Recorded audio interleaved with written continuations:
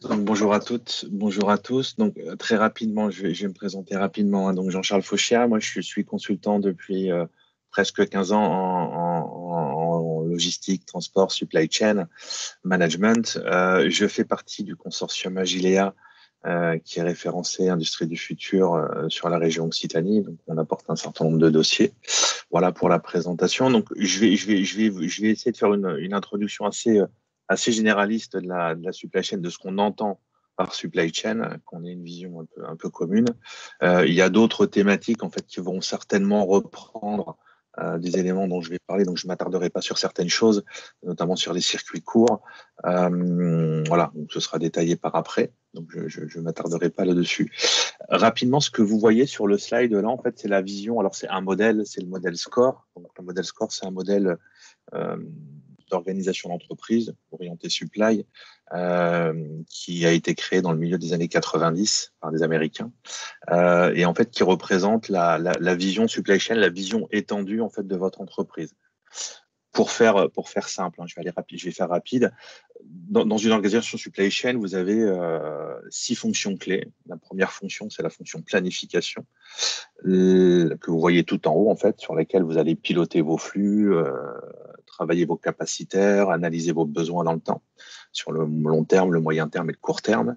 La deuxième fonction, qui est une fonction plus opérationnelle, c'est la fonction sourcing, donc la fonction approvisionnement. Vous avez la fonction production, fabrication, vous avez la fonction livraison, distribution, et sur la fonction distribution et fonction approvisionnement, vous avez des fonctions retour, dans lesquelles on peut avoir des fonctions SAV ou autres. Ce n'est pas forcément le cas dans la partie agroalimentaire, mais vous avez des fonctions de traçabilité qui sont très importantes. Voilà, donc ça c'est la vision de l'entreprise, en tout cas la vision des fonctions supply chain dans vos entreprises. Ce qui est important à regarder, c'est que cette fonction, en fait, votre entreprise, en fait, elle n'est pas toute seule sur son marché. Elle va travailler avec des fournisseurs, qui eux-mêmes travaillent avec des fournisseurs. Elle va travailler avec des clients, qui eux-mêmes travaillent avec des clients. Donc, en fait, c'est ce qu'on appelle la vision étendue de la supply chain. Et ce qu'il faut comprendre quand on travaille sur ces chaînes d'approvisionnement, les supply, euh, c'est qu'en fait, on a des niveaux de maturité qui ne sont pas toujours les mêmes. Il y a des entreprises qui ont des niveaux de maturité différents, ce qui peut créer des fois des dysfonctionnements, des difficultés à communiquer, des difficultés à se passer l'information, à avoir le produit au bon moment, au bon endroit. Voilà. Donc, des fois, il y a des difficultés qui sont liées en fait au niveau de maturité qui n'est pas toujours le même entre les différentes entreprises. C'est important à comprendre et à voir. Ce qu'il faut comprendre aussi, c'est qu'une chaîne d'approvisionnement, elle va se paramétrer. Donc, elle est jamais la même. Et en fait, elle va se paramétrer. On va dire, trois grands facteurs qui vont paramétrer une chaîne d'appro. C'est le type de flux que vous avez géré. Est-ce que ce sont des produits sur stock? Est-ce que ce sont des produits à la commande, pour faire simple? Le positionnement du point de stockage, du point d'entrée par rapport au délai que vous allez annoncer à votre client, ou le fournisseur va vous annoncer le délai que votre fournisseur va vous annoncer par rapport au délai d'approvisionnement. Et le dernier point qui est très important, qui sera abordé peut-être plus après sur les circuits courts, c'est le schéma de distribution. Donc, quel schéma de distribution on va pouvoir travailler. On va devoir travailler pour livrer le client. C'est-à-dire que vous allez, pour faire simple, quand vous prenez une grande distribution alimentaire, elle n'a pas le même schéma de distribution si c'est des magasins de proximité ou si ce sont des hypermarchés. Ce n'est pas du tout la même organisation logistique, ce n'est pas la même planification et ce n'est pas le même relationnel avec les fournisseurs. Et ce n'est pas la même gamme de produits. Donc, en fait, on ne va pas avoir les mêmes organisations. Et quand on va chercher, en fait, dans une logique qui est un peu l'objet de la discussion, de la présentation de ce matin, de chercher à mutualiser, en fait, les chaînes d'approvisionnement, en fait, on va avoir des supplies, en fait, différentes, ce qu'on appelle, en fait, des supply chains multi-chaînes, en fait, des supplies différentes. Et il faut bien voir que quand vous cherchez à mutualiser et cherchez à optimiser vos chaînes d'approvisionnement, en fait, vous allez devoir trouver des partenaires ou des confrères qui ont les mêmes contraintes que vous sur les mêmes marchés. Donc ça, c'est vraiment très important à regarder. Si on peut passer au slide suivant, on va rentrer plus sur la partie opérationnelle. Dans les schémas de distribution, en fait, vous avez, on va dire, cinq grandes thématiques. La première thématique, qui est la plus simple, c'est le multi-pick, multi-drop, ce que font les commissionnaires transport. On va chercher à optimiser la fonction transport en prenant plusieurs fournisseurs en amont et plusieurs clients en aval. Donc, ça peut se faire à une entreprise, à plusieurs entreprises. C'est globalement de l'optimisation de transport. Le deuxième point que certains d'entre vous doivent connaître, c'est le VMI, donc Vendor Management Inventories, qui est le stock avancé, centre de consolidation Carrefour, stock avancé, stock déporté pour Casino. L'idée, en fait, c'est on va dire de s'approcher du client pour réduire en fait le délai de livraison, tout en cherchant à optimiser les coûts logistiques. Le troisième point en fait, qui vous permet de travailler la mutualisation sont les entrepôts mutualisés. Généralement, ils sont spécialisés par circuit. Il y a beaucoup d'entreprises qui le font, notamment sur la grande distribution alimentaire. Moi, j'en ai fait beaucoup sur la grande distribution alimentaire. C'est possible sur la restauration collective. C'est un peu plus difficile sur les circuits type CHR. C'est un peu plus compliqué. Ça voit le jour, mais ça reste encore difficile parce que ce sont des petits acteurs et des petits volumes et des petites commandes. Donc, c'est un peu plus compliqué, mais c'est pas impossible. C'est juste un peu plus long à mettre en place. Ensuite, vous avez la fonction de cross-docking. Donc, je pense que tout le monde a à peu près la vision de ce qu'est le cross-docking. C'est de transmettre très rapidement le produit à son client sans stock, avec des fonctions d'éclatement.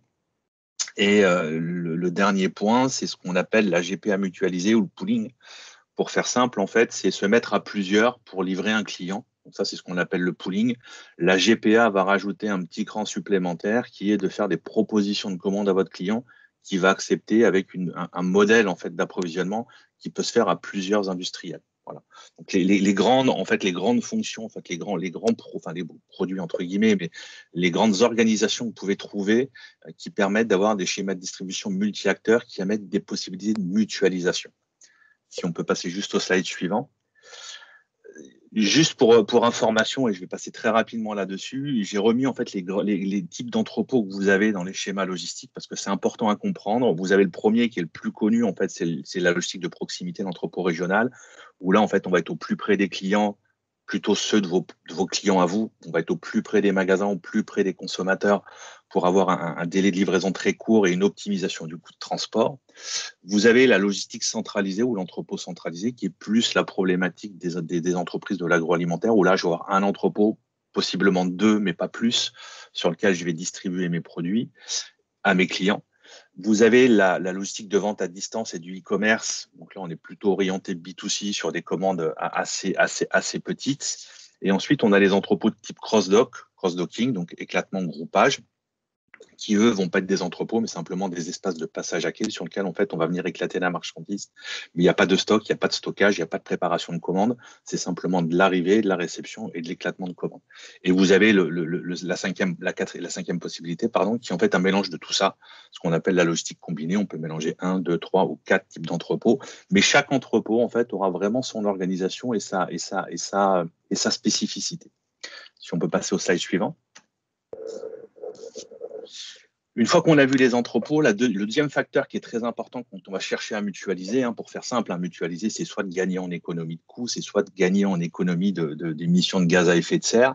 Il y a une problématique, alors je ne sais pas si vous avez cette information-là, mais il y a de plus en plus de ZFE qui voient le jour et ça va commencer à s'accélérer sur 2022 et ça va aller crescendo jusqu'en 2025, qui vont rendre en fait l'accès aux métropoles de plus en plus compliqué aux véhicules traditionnels moteurs thermiques. Donc, il y a une logique de surcoût et de recherche d'optimisation des coûts de transport. Juste pour information, les différents acteurs qu'on a dans le transport, en fait, on a ce qu'on appelle le transport pour compte propre ou possiblement qui se rapproche un peu la location de véhicules avec chauffeur.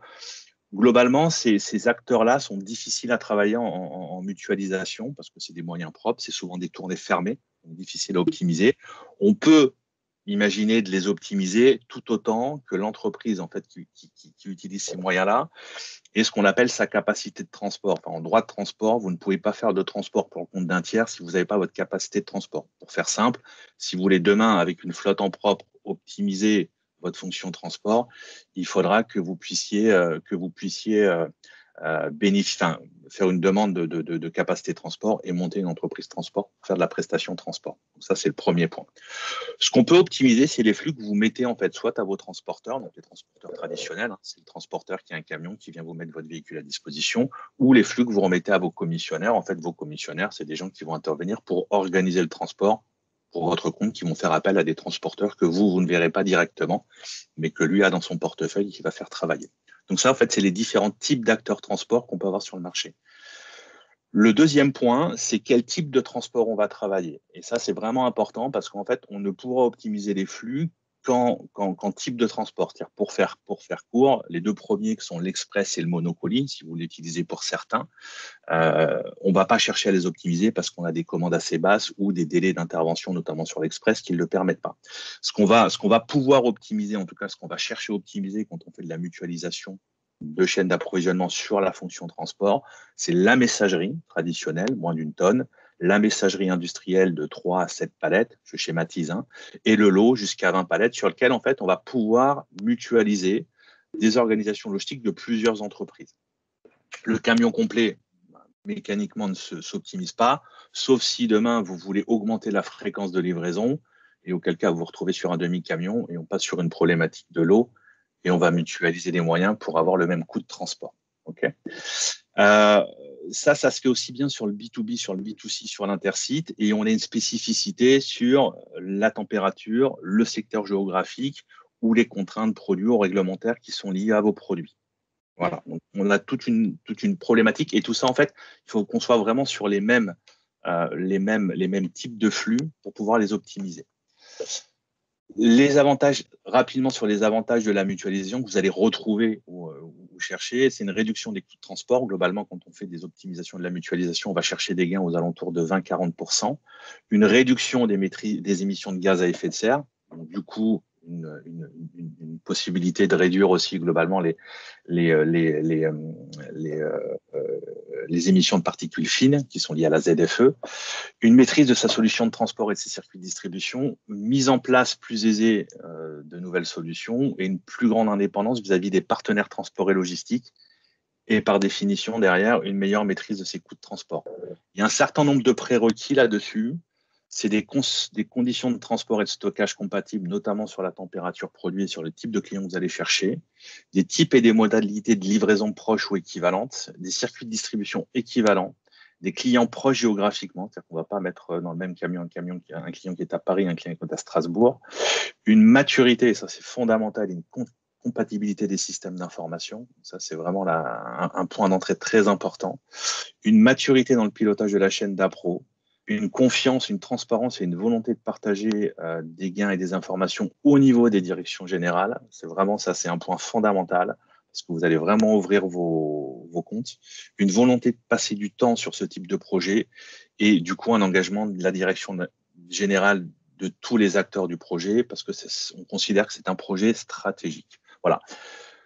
On peut aller plus loin, notamment sur des négociations avec des clients pour modifier des lieux, des jours, des heures de livraison, partir dans une logique de GPA individuel ou de GPA mutualisé, ne pas être en stock déporté, mais livrer directement les clients. Voilà, ça c'est le levier que vous pourrez jouer sur un step 2 quand vous aurez mis en place en fait des fonctions de mutualisation sur le périmètre des chaînes d'approvisionnement.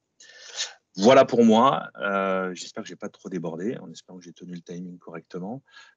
S'il y a des questions, écoutez, je me ferai un plaisir d'essayer d'y répondre tout à l'heure.